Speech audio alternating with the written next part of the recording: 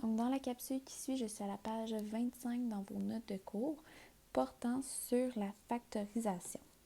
Donc, dans la capsule qui suit, on va voir une méthode qui est la mise en évidence simple. Mais avant de voir la méthode en soi, on va voir un petit rappel de ce qu'on a vu depuis les derniers cours, qui est le développement d'expressions algébriques. Donc, pour développer une expression algébrique, si j'ai par exemple 2x fois un binôme, par exemple x plus 5, bien, ce que je faisais, c'est que je multipliais chacun des termes par 2x. Et donc, j'obtenais 2x exposant 2 plus 10x.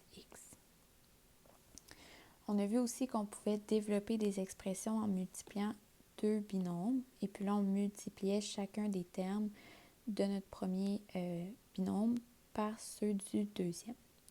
Donc, quand je passe en fait d'une forme qui est un produit à une somme, bien, je fais du développement.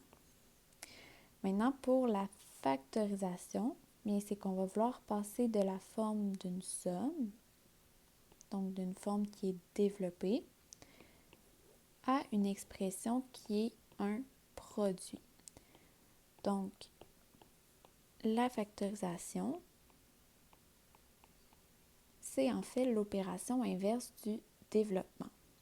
Donc, quand je développe, je passe d'un produit à une somme. Et quand je vais factoriser, bien, je vais passer d'une somme à un produit d'expression algébrique. Donc, si on regarde maintenant la méthode de la mise en évidence simple. Donc, tout d'abord, pour la factorisation, on dit que ça consiste à trouver deux facteurs qui, en se multipliant, vont donner le polynôme de départ. Donc, comme on a vu avec l'exemple ici, bien, pour factoriser 2x exposant 2 plus 10x, je dois trouver un facteur qui donne mon polynôme de départ. Donc, on utilise ce procédé quand on est à la recherche de deux multiples. On va maintenant voir la méthode. Donc, si on veut, par exemple, factoriser 10x exposant 3 plus 15 à x exposant 2, bien, on va avoir des étapes. La première étape, bien, ça va être de repérer le plus grand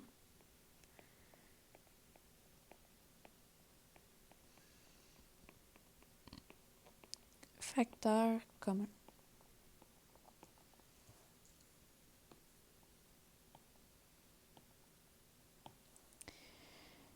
Donc, en fait, il s'agit d'identifier le plus grand facteur commun qui s'est fondu dans chacun des termes du polynôme lors de la multiplication. Donc, ce qu'on va commencer par faire, c'est déterminer donc le plus grand facteur des coefficients et ensuite, on va déterminer le plus grand facteur de nos variables.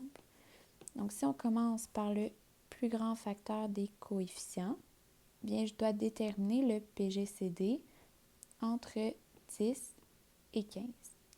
Donc, 10 et 15, leur plus grand facteur commun, c'est 5. Ensuite, je dois déterminer le plus grand facteur des variables. Donc, dans mon binôme, j'ai un terme qui est composé de la variable x exposant 3 et j'ai un deuxième terme qui est composé des variables a, x exposant 2. Donc, x est commun aux deux termes et son plus petit exposant est 2. Donc, mon plus grand facteur commun pour mes variables, ça va être x exposant 2. Et donc, le PGCD pour mon binôme 10x exposant 3 plus 15 AX exposant 2, bien, ça va être le produit du plus grand facteur des coefficients avec celui du plus grand facteur des variables. Donc, le PGCD de 10x exposant 3 et 15ax exposant 2, ça va être 5x exposant 2. Donc, mon PGCD, ça va être le produit de mes deux plus grands facteurs. Ensuite, pour la deuxième étape, une fois que j'ai déterminé mon PGCD, bien c'est de diviser le polynôme par ce plus grand facteur pour ensuite trouver l'autre. Donc, 10x exposant 3, je vais le diviser par 5x exposant 2. Donc, 10x exposant 3 divisé par 5x exposant 2, je vais obtenir 2x. Ensuite, je vais diviser 15ax exposant 2 par 5x exposant 2.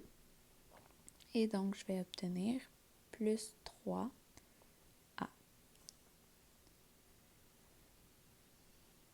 Ensuite, pour la troisième étape, bien, c'est d'écrire le produit de facteurs qui correspond au polynôme de départ. Donc, de ces manipulations, on en déduit que 5x exposant 2 et 2x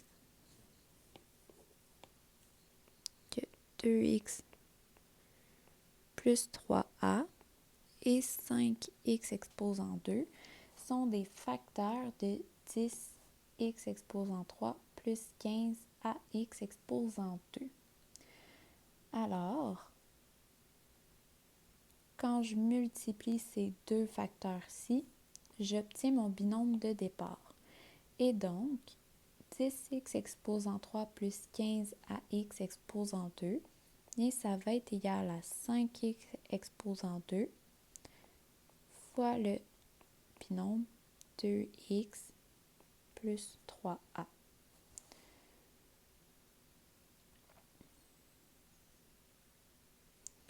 Donc, si maintenant on fait l'exemple 1, donc à l'exemple 1, on veut factoriser le binôme, donc 20a exposant 2b plus 30a.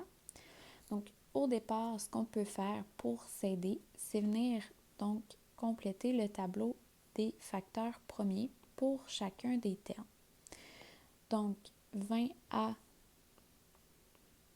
exposant 2b, si je l'écris en factorisation première, j'obtiens 2 fois 2 fois 5 fois a fois b. Ensuite, pour 30a, j'obtiens 2 fois 3 fois 5 fois a. Et donc, c'est de déterminer les facteurs qui sont communs. Donc, j'identifie le PGCD de mes deux termes. Donc, dans ce cas-ci, j'ai 2 qui a un facteur commun à mes deux termes. Même chose pour 5 et pour A. Donc, ça signifie que le PGCD de mes deux termes va être 2 fois 5 fois A, ce qui est égal à 10A.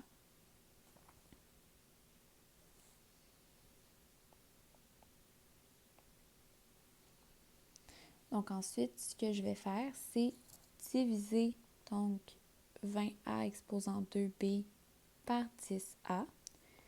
Je vais obtenir 2AB.